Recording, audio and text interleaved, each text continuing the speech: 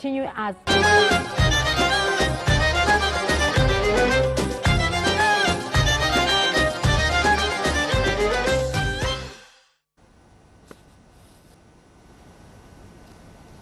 Welcome back, ladies and gentlemen, with our main topic today. We're discussing today the transformation of the solar boat of the King Khufu to the Grand Egyptian Museum. It is going to be transferred in a very big parade. So to shed more light on this, we have the pleasure to host this morning in the breakfast show our dear guest, Mr. Ihab Kamel, the researcher and historian. Good morning, Mr. Kamel. Good morning. Mr. Kamel, could you give us an idea about the solar boats of the King Khufu? The solar boat, it's one of the mega discoveries. Usually in a country like Egypt you have hundreds and thousands of discoveries, but usually you will get few mega discoveries. One of those mega discoveries was the discovery of the solar boat. In simple words, the solar boat, it's a boat that was used during the time of King Khufu for his transportation, but it was buried next to him to be used as a funerary boat. According to the ancient Egyptian cult, the ancient Egyptians, when they looked at the sky, the blue color reminded them with the color of the sea. So they thought that the sun god, he travels in the sky from the sunrise to the sunset. After sunset, he uses another boat to sail in the underworld during the night hours, then the sun shines again in the morning. So simply the king was the god, the king was the god living in a human body. So they believed that the king will do the same trip in the afterlife after he's transformed to his real form, his divine form as a deity, and he will be using this boat to travel in the sky for the 12 hours of day, and he will change to another boat at night to travel in the underworld before shining again. Yes. Simply this boat or these boats, because we discovered actually two of them, they were belonging to King Khufu, and they were buried next to him, south of the Great Pyramid. The story actually of their discovery started in 1954. This was a very important year in the Egyptian Department of Antiquities, because after the revolution of 1952, the Egyptian archaeologists had started taking over, and most of the foreigners had left. This was the first mega discovery by an Egyptian archaeologist. The story had started in 1954, and at that time the director of antiquities in that area, Mr. Muhammad Zaki Nuruddin, he was removing a huge pile of rubble and debris at the southern part of the pyramid of Khufu. That was rendering the movement behind the pyramid, especially that at that time they had received the news that King Abdulaziz Al Saud was visiting Egypt, to be the first king to visit Egypt after the revolution of 52. So the work had started speeding up, and at that time Cairo University was running digs, so they decided to help the Department of Antiquities with their mission to prepare the place for this visit. And the team that was working consisted of Muhammad Zaki Nuruddin and Kamal al-Malakh. As they were removing the piles of rubble and debris, they discovered a gigantic pit covered with 48 slabs of stone. They found the first few slabs, and one of them was carrying the name of King Jadafra, the son of King Khufu, which was a very nice surprise for everyone who was working. Unfortunately, Mr. Muhammad Nuruddin, he could not continue the digs, and the digs were continued by Kamal al-Malakh, who was relaxing after a long hot day in May, and he left the foreman Garasyani to continue the works according to the plan. By the time Rais Garas removed all the rubble and debris, the whole pit had appeared, 48 slabs of stone, gigantic slabs of stone, which some of them had weighed about 16 tons, had revealed that, and everything indicated that there was a funerary boat underneath. Of course, Kamal al-Malakh rushed into the place and they made a small opening where they saw the remains of the boat. They started lifting up the blocks, where they found the boat dismantled into 1,224 pieces of cedar wood that was imported from Lebanon. The problem was that 30% of that wood had totally disintegrated, or not disintegrated, was in a very bad condition of preservation because, of course, of the exposure and because of the long time that had passed. We're talking more than 4,000 years. So they brought the master, Haj Ahmad Yusuf, the head of the restoration experts in the Department of Antiquities, the man who restored in 1925 all the funerary furniture of Queen Hetep Heres that was discovered by George Reisner. Yes. At that time he was much younger, but by that time he was like the king of restoration at that time. He started by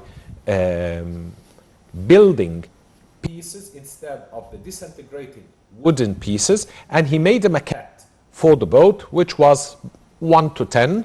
And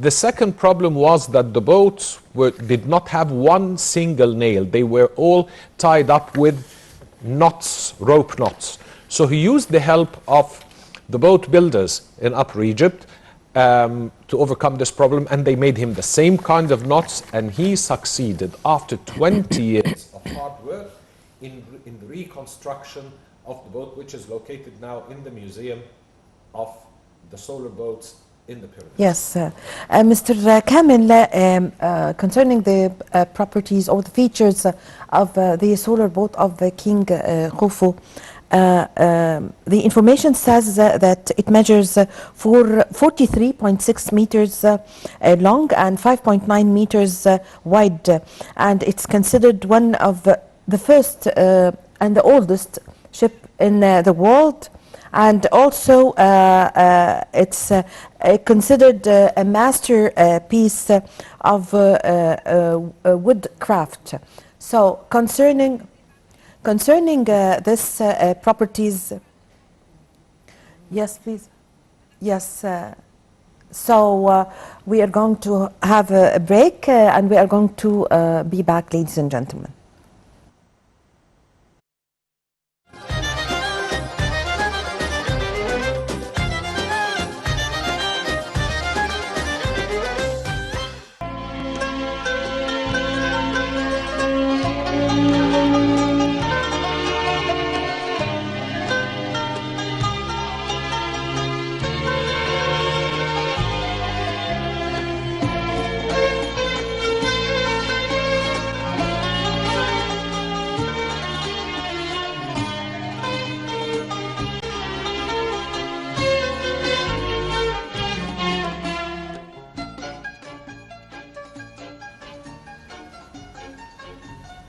Welcome back, ladies and gentlemen. We resume our interview with Mr. Ihab Kamel, the historian and the researcher. So, Mr. Kamel, I was just asking you about the dimensions and how unique the solar boat of King Khufu, and I was just mentioning that it measures 43.6 meters long and 5.9 meters wide, and it's considered or identified as the oldest boat in the world, and it's considered a masterpiece of woodcraft. So concerning these properties about this solar boats, if we compare it to the ships of Hatshepsut or Cleopatra, what would you say? Well, we really don't know much about the ships of Hatshepsut or Cleopatra. Simply the ships of Hatshepsut depicted on the walls of Deir al-Bahari, they were sea ships. The ancient Egyptian was very precise. The boats that sailed in the Nile, like the solar boat and others, he used for it a different word from the word ship, sail ships, yes, like those in the sea. The boat or the river boats, he called them dipit. Yes. While the sea ships, because they were way much bigger, they were called waya.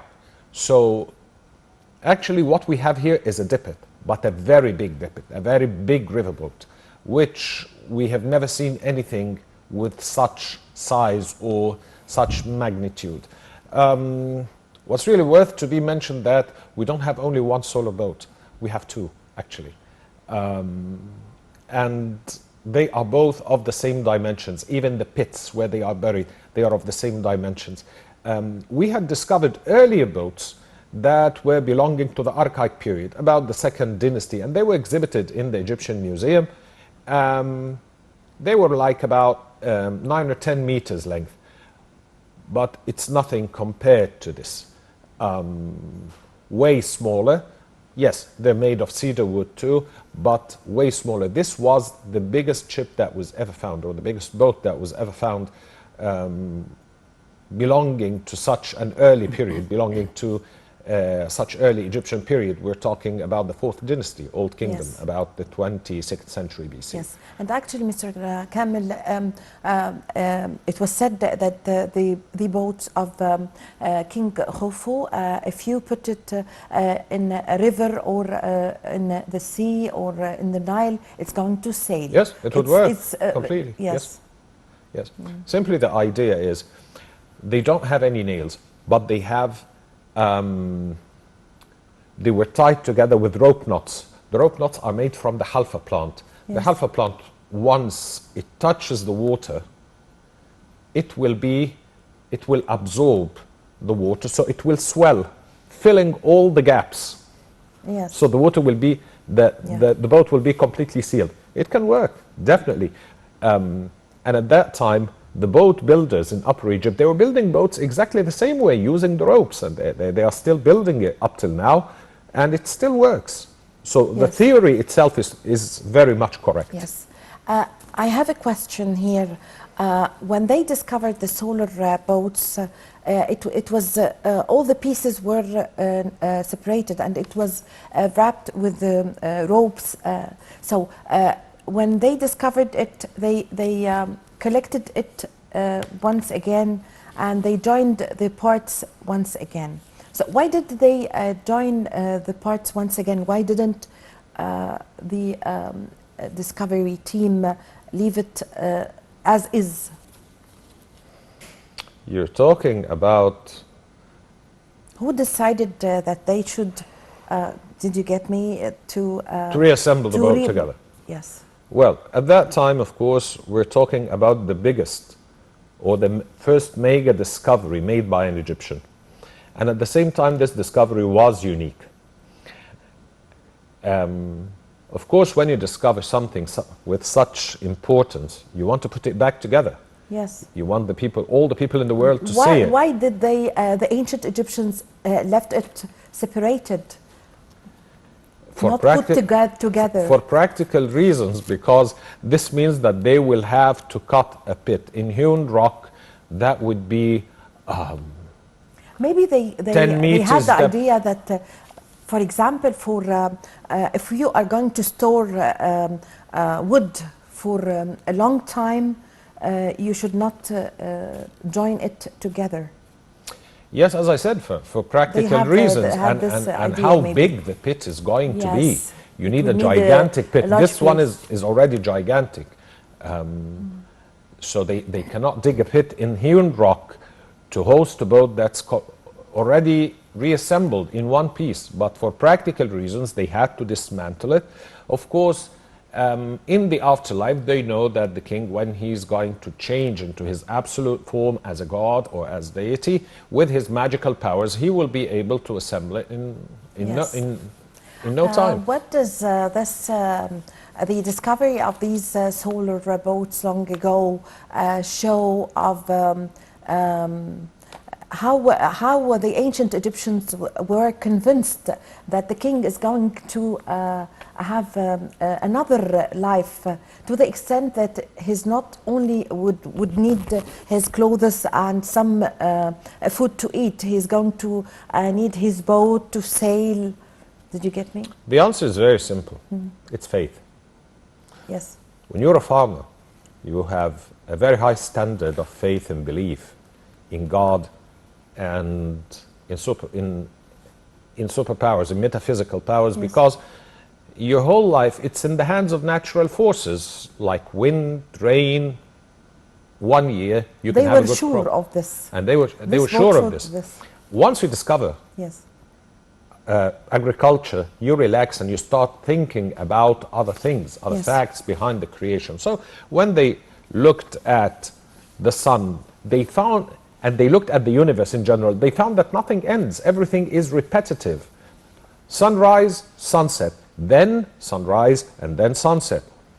Winter, summer, spring, winter, summer, spring, flood, drought, flood, drought. So they understood the basic idea that in the universe, nothing ends. It's all repetitive. So that's where they got the idea of resurrection and afterlife from. They said if everything is repetitive, then the human being does not end. He will be resurrected again and enjoy a life of immortality, because everything in the universe is immortal. Behind all this, there is a power that controls and organizes all this. This power, which is the deity, the great God. The king himself, as a caretaker of Egypt, they considered that the spirit of the god, they manifest inside the king, and then after he dies, it goes back all the way to heavens, to the northern star in particular. Then he transforms to his real form as a sun god, and then he continues his voyage every day. Yes. Until the spirit of the sun god manifests inside another body, Yes. which is the next king. Yes. Mr. Kamel, now how do you see the importance and the significance of transforming or transferring these solar boat to the Grand Egyptian Museum? Now the vehicles are ready to, special vehicles were made in order to transfer this solar boats, and they also made all, everything is complete now. So how do you see the importance of transferring and how would this event be able to attract once again the eyes of the whole world, as it did when Egypt have transferred the pharaohs, the 22 kings and queens from the old Egyptian museum in Tahrir to the Egyptian Museum of Civilization in El Fustat? Well, we have to look at this from two angles. First, which is the marketing angle. Yes. Something like this, of course, I have no doubt that it's going to be a historical parade. And we've seen before how it went. The world went crazy with the parade. Exactly. So we have previous history Yes. in this. I have no doubts that the authorities had prepared something outstanding. Yes. And the whole world will follow it. The second angle, we need to think that the best place to preserve these boats at the moment, it's the Grand Egyptian Museum. Yes. Let me remind you that in 1987, the Japanese expedition of the University of Waseda, they came and they discovered the second boat, and because of using a pipe to enter an endoscope camera, lots of mountain ants, they entered and they threatened the second boat, and that is why they had hurried up for the discovery and bringing up the boat. That's why next to the museum of the solar boat you will find a big airlock tent to protect the second boat, and Dr. Zay Hawass was supervising this, and it had finished around Yes. 2009. So by moving these boats over there, we're not only going to impress the world, but we are preserving them as well, because the longer they stay in the pyramids, the more it's going to be unsafe for these boats. These boats are not made out of stone or something or steel or something that can last for long. Yes, it's made of wood. Wood. Yes. The ancient Egyptian antiquities made out of wood are very rare, because wood does not last for long. Yes. That's how it is. So basically, I believe that this is a very good chance to bring the greatness of Egypt and the splendor of Egypt back, and the people would see it in the whole world. And we've seen this before, and I have no doubts about the success of this. The second thing, which is the most important, that we are preserving unique pieces which the world museums are dying to have something like this, which I believe it will be a great added value to the Great Egyptian Museum. Yes, I thank you very much for your valuable information and for coming and joining us today in the Breakfast Show. Thank you very much, Mr. Ihab Kamel, the historian and researcher. I had the pleasure to host you today. Thank you so much. The pleasure is mine. Thank you. Well, I thank you very much, ladies and gentlemen, for following me. I'm Amal Mukhtar. We still have more segments coming up next in the Breakfast Show, so stay tuned.